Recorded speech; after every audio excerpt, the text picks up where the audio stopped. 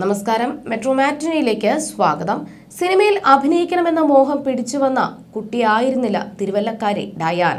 പക്ഷെ അവൾക്ക് അഭിനയിക്കാൻ ഇഷ്ടമാണ് എന്ന് താൻ മനസ്സിലാക്കിയെന്നാണ് സത്യൻ അന്തിക്കാട് ഒരിക്കൽ പറഞ്ഞത്.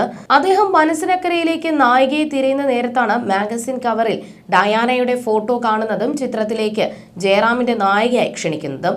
20 വർഷത്തെ കഠിന അധ്വാനത്തിലൂടെ സ്വന്തമാക്കിയത് പലരും സ്വപ്നം കാണുന്നതിനും മുകളിലുള്ള വിജയമാണ്. ഇന്ന് ബോളിവുഡിൽ വരെ ഡിമാൻഡുള്ള നായികയായി മാറിക്കഴിഞ്ഞു.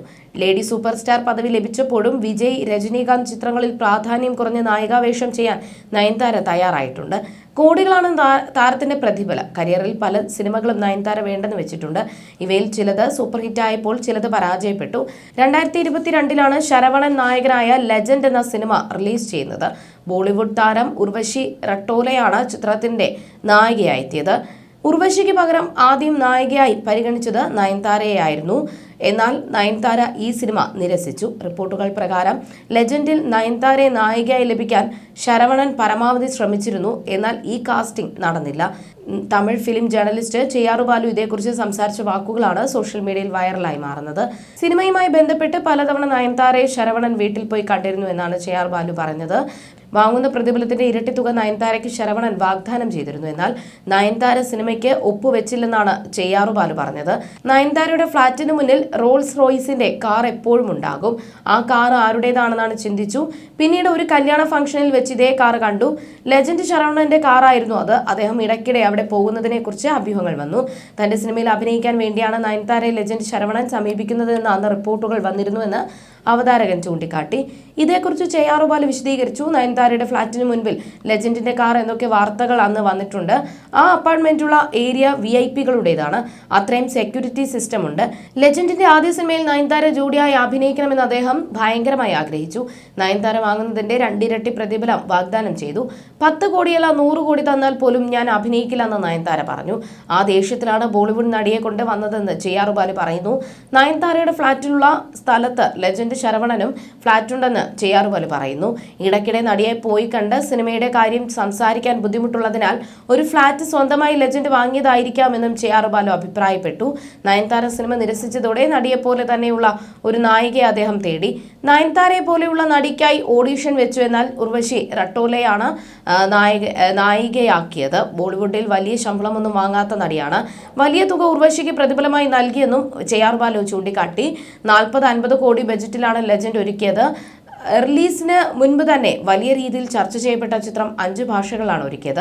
JD ജെറി ജോഡി സംവിധാനം ചെയ്ത ചിത്രത്തിൽ സ്വന്തം പേരിൽ തന്നെയുള്ള ഒരു ശാസ്ത്രജ്ഞനെയാണ് 52-കാരനായ ശരവണൻ അവതരിപ്പിക്കുന്നത്. 2015 മിസ് യൂണിവേഴ്സ് മത്സരത്തിലെ ഇന്ത്യൻ പ്രതിനിധിയായിരുന്ന ഉർവശി റൌട്ടേല, ഗീതിക തിവാരി എന്നിവരാണ് ചിത്രത്തിലെ നായികമാർ. ലിസ്റ്റിൻ സ്റ്റീഫന്റെ മാജിക് ഫ്രെയിംസ് ആണ് കേരളത്തിൽ വിതരണത്തിനെത്തിച്ചത്. അന്ന് വലിയ തിരക്കുകളിലാണ് കരിയറിൽ നയൻതാര. താരമൂല്യം കുതിച്ചുയർന്ന സമയം ലെജൻഡ് നിരസിക്കാനുള്ള നയൻതാരയുടെ തീരുമാനം ശരിയായിരുന്നുവെന്ന് പിന്നീട് വ്യക്തമാക്കി. തിയേറ്ററിൽ പരാജയപ്പെടുകയായിരുന്നു ലെജൻഡ്. ആ സമയത്ത് താരമല്ലാത്ത ശരവണനൊപ്പം അഭിനയിച്ചിരുന്നുവെങ്കിൽ നടിയുടെ കരിയർ ഗ്രാഫിനെ അത് ബാധിച്ചേനെ. നയൻതാര കഴിഞ്ഞ കുറച്ച് വർഷങ്ങൾക്കുള്ളിൽ ചെയ്ത പല സിനിമകളും പരാജയപ്പെട്ടിട്ടുണ്ട്.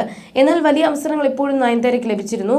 ചിരഞ്ജീവിക്കൊപ്പം അഭിനയിക്കുന്ന തെലുങ്ക് ചിത്രം അണിയറയിൽ ഒരുങ്ങുന്നുണ്ട്. റിപ്പോർട്ടുകൾ പ്രകാരം 6 കോടി രൂപയാണ് നയൻതാര ചിത്രത്തിന് വാങ്ങുന്ന പ്രതിഫലം.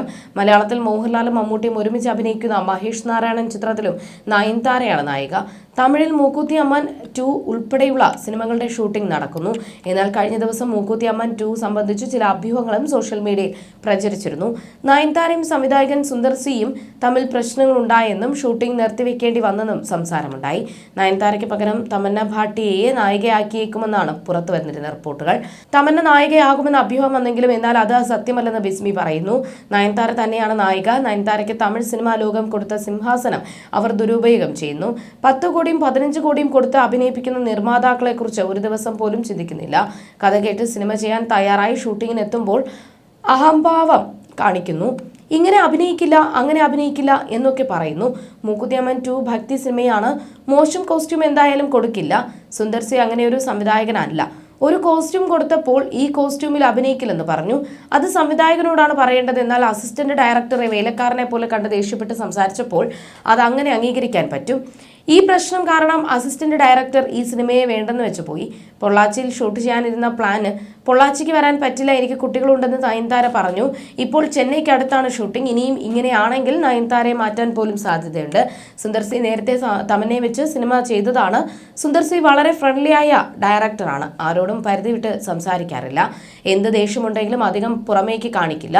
എത്ര അമർഷമുണ്ടെങ്കിലും ചിരിക്കും. മാത്രമല്ല ഇപ്പോഴാണ് സിനിമ ആരംഭിച്ചത്, ഷൂട്ട് നന്നായി പോകട്ടെ എന്ന് അദ്ദേഹം കരുതുന്നു. 112 കോടിയാണ് സിനിമയുടെ ബഡ്ജറ്റ് എന്നും ബിസ്മി വ്യക്തമാക്കി. അതേസമയം വലിയ ബഡ്ജറ്റിൽ ഒരുങ്ങുന്ന ചിത്രമാണ് മൂക്കുത്തി അമ്മൻ 2.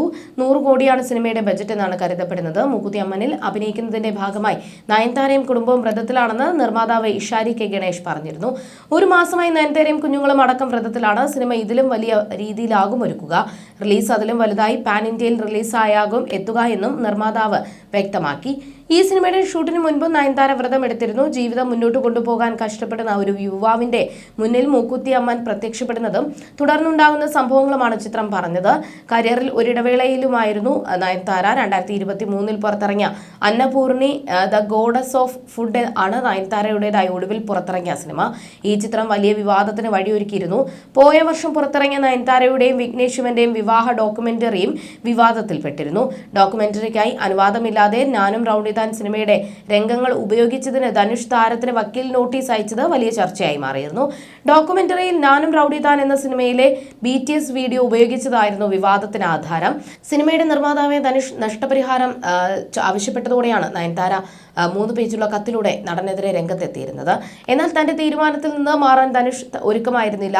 സിനിമയിലെ ദൃശ്യങ്ങൾ ഡോക്യുമെന്ററിയിൽ ഉപയോഗിക്കാൻ ധനുഷ് സമ്മതിക്കാതിരുന്നപ്പോഴാണ് നയൻതാര അന്ന് മൊബൈലിൽ എടുത്തു വെച്ചിരുന്ന ദൃശ്യം ഡോക്യുമെന്ററിയിൽ ചേർത്തത്. 3 സെക്കൻഡ് വീഡിയോ ഉൾപ്പെട്ട ട്രെയിലർ പുറത്തു വന്നതിന് പിന്നാലെ ധനുഷ് 10 കോടി രൂപയാണ് നഷ്ടപരിഹാരം ആവശ്യപ്പെട്ട് നയൻതാരയ്ക്ക് നോട്ടീസ് അയച്ചത്.